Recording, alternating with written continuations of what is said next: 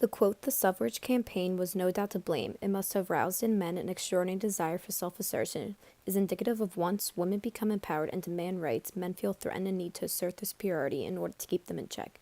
This relates to how the Women's March protested the right for a woman to choose what she wants to do to her body and Trump continuing legislation to defund Planned Parenthood and clinics related to abortions. Put aside Donald Trump's tweets and his media distractions, and here is the policy that the Trump administration is rolling out today, a broad and drastic cut to health organizations that are involved in pro-choice counseling and abortion. That hits clinics, it hits Planned Parenthood, and critics say it could endanger women's health and limit constitutionally protected medical choices. The immediate result here is cuts of millions of dollars in federal funding to any group that provides referrals or even procedures related to abortions, a policy broader than just limiting money for abortion itself, which is already restricted under federal law. This defunds groups that refer women to abortion providers and mandates physical separation between a clinic that gets taxpayer money from an abortion provider. It also slashes over $280 million from clinics. Now, Trump campaigned by saying The quote, "The dominance of the letter I and the aridity which, like the giant beech tree, it casts within its shade, nothing will grow there," symbolizes how, with the letter I and the shadow it casts, men inhibit the growth of women in a patriarchal society. It relates to the Nassar scandal, where USA Gymnastics doctor sexually abused the young female athletes and helped cover up the allegations while he committed more assaults. Olympic champion Aly Raisman, one of former gymnastics doctor Larry Nassar's most prominent accusers, has now become one of the loudest critics of USA Gymnastics. Raisman taking aim at USAG's latest pick for interim president, former Congresswoman Mary Bono, the wife of late musician and Congressman Sonny Bono, accusing her law firm, Fager Baker Daniels, which worked with USA Gymnastics when allegations first surfaced, of knowing about Nassar's abuse and doing nothing. Raisman tweeting, "Why hire someone associated with the firm that helped cover up our abuse?" The quote, "He is protesting against the equality of the sex by asserting his own superiority," relates to the scene in The Holiday where Cameron Diaz explains how she doesn't have good relationships because men feel threatened by how she's a successful business owner and subsequently try to assert their dominance in order to feel more powerful. Men are not used to women holding powerful jobs and often are threatened by those who do. I own a company that does movie advertising. I didn't realize you owned the company. It's probably because I didn't mention it, but now that I know that you were raised by such a strong working mom, I can say it and maybe you won't be intimidated by it. No, I'm still a little intimidated by it. Well, little is way ahead of the curve. She cried out that marriage was hateful to her, and for that she was severely beaten by her father. This is a quote from Shakespeare's sister. "Everyone married back then. There was no choice in the matter. When Judith expressed her distaste of it, she was beaten. This idea that women must marry is seen today. Forced marriages are still going on now." In Canada alone, there are 219 reported cases of forced marriage in just over 3 years, with 97% of the victims being women. This is just the tip of the iceberg, as so many cases go unreported. Though the reasons are mostly cultural, honor, money, and immigration purposes were also motivation behind many forced marriages. Many victims forced into marriage experience some form of violence, including threats, physical violence, sexual violence, and stalking. As a result of the abuse, the victims become depressed and suicidal. "She wanted to act," she said. Men laughed in her face. The quote symbolizes the discrimination in the acting industry from the start. It was considered absurd for a woman to even think about acting. Men even played woman roles in plays because society just didn't believe a woman could act. Today, we see oppression of women in Hollywood to many degrees. Just one example of this is the pay gap between actors and actresses. In the movies Wonder Woman and Man of Steel, the lead role's revenue was vastly different. However, Gal Gadot reportedly earned $300,000 for Wonder Woman, while Henry Cavill as Superman earned $14 million for Man of Quote, Steel. "It would have been impossible, completely and entirely, for any woman to have written the plays of Shakespeare in the age of Shakespeare," suggests that in that time, women were kept at home and had no opportunity to read and learn grammar and logic, regardless of their innate intelligence. Even if she was able to write, women were not taken seriously and none of her works would have been read. This idea appears today where men, like this one on a news show, think and force women to stay at home instead of holding jobs with the idea that they will be happier and that their job is to care for children. Nature's way of saying women should be at home with the kids. They're happier there.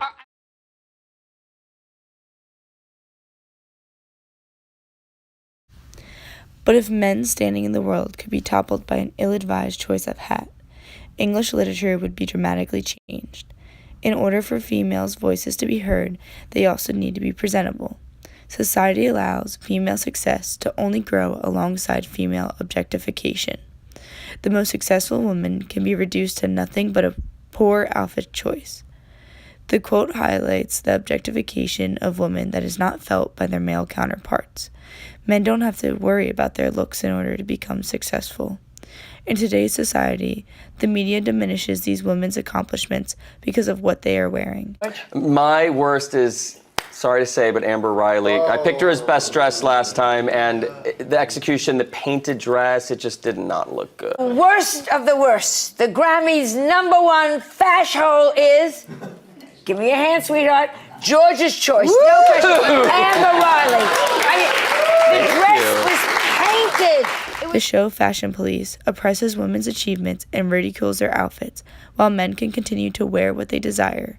An anchorman wore the same suit 365 days in a row, and no one ridiculed him or even noticed. Here is the brilliant spirit, the woman of sorrows, the woman of transcendent joys, who would rather be elsewhere, who has consented to perform simple and essentially foolish tasks, to examine tomatoes, to sit under a hairdryer, because it is her art and her duty. Laura Brown is trapped in her role as a housewife. She is not physically being forced to fulfill the role, but the societal pressure is too strong. Her intellect, as well as many other women's intellect, is subdued to the simple task of cleaning the home, cooking, and caring for the children. These women are not allowed to develop further than those duties. Today, toy aisles are separated by gender. Girls' toys are always pink and fill out some kind of domestic role, or a princess that needs a man to save her. Girls' dolls are never CEOs or doctors, or a career that would require these girls to break from the gender stereotypes we still face today. He probably thought Clarissa was a wife, only a wife. Clarissa returns to the kitchen. Society tells Clarissa that she is not interesting and that her personality only amounts to that of a wife, nothing else. Her return to the kitchen symbolizes the domestic oppression of these women and that their place in society is the kitchen. We still face similar societal pressure. Many internet memes make jokes about women's roles in society. The pictures tell women to go back to the kitchen where they belong. It completely oppresses women's capability of excelling in the workforce and diminishes them to that of just a domestic housewife. I believe what an effort it is to do what little I am able, to dress and entertain and order things. This is a quote from page 40 from the yellow wallpaper. So, she is powerless and is even limited in what she is allowed to do.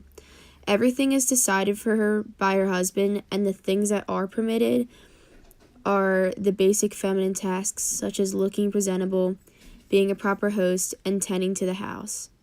The quote starts off with the words "nobody would believe," which shows even more how separated and isolated she is from society, that not a single person would be able to understand where she's coming from with her struggles.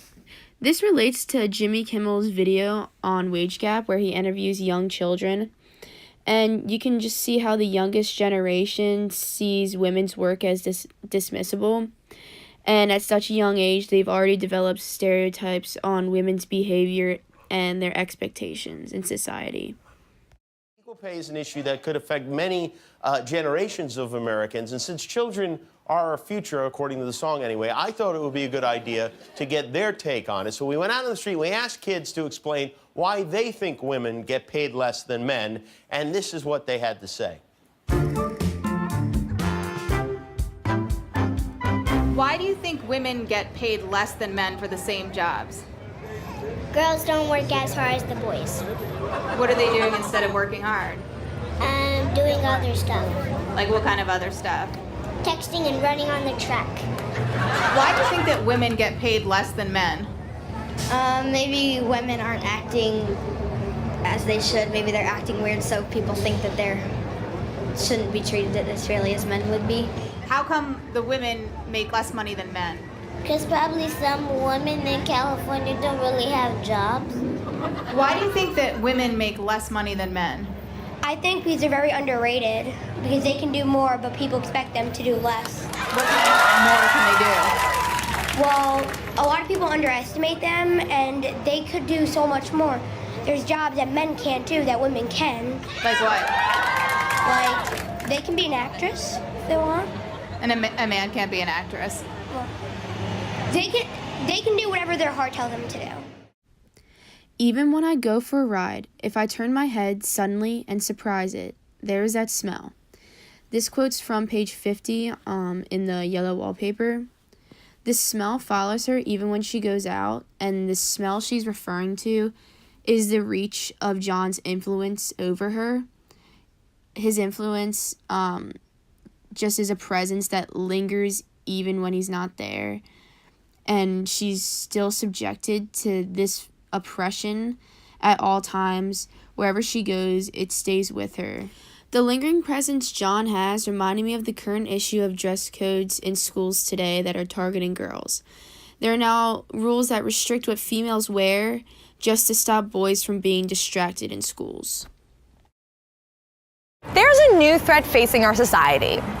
The female body. All across the country, dress codes igniting controversy. Ripped jeans and a tank top got her sent home from school. A 15-year-old girl was forced to change into what her mom calls a shame suit. But often the fear isn't for the girl's sake, it's for the boys. The guys, they can't deal with it. Look at the kid. It reminded me of me when I was in high school. I couldn't concentrate because the girls were in these wonderful little cheerleading outfits. How could I do geometry when they were sitting right in front of me? Yeah, I could smell their hair. Your problem.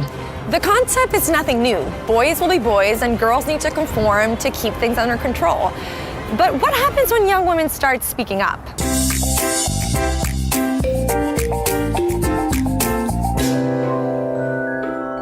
This is Maggie Sunseri. Her school here in Kentucky has a pretty strict dress code. What do we got? Okay, what about this? See, that's a no-no because collarbone. Ooh, I like this. This is really pretty. Shoulders. I would wear this to a job. Then, in the very bright spots, she keeps still. And in the very shady spots, she just takes hold of the bars and shakes them hard. This quote is from page 51 in the yellow wallpaper. The bright spots that make her immobile represent her fear during the daytime. This daylight symbolizes masculine order, which is just the control that John has over her. And the shady spots give her life and allow her to shake the bars. It gives her strength because the dark light liberates her, and it gives her the chance to break away from John's command. Women have gotten stronger. In the last year, there was a march on Washington to rally for women's rights. Today, women are more empowered than ever and don't have to live in the shadows.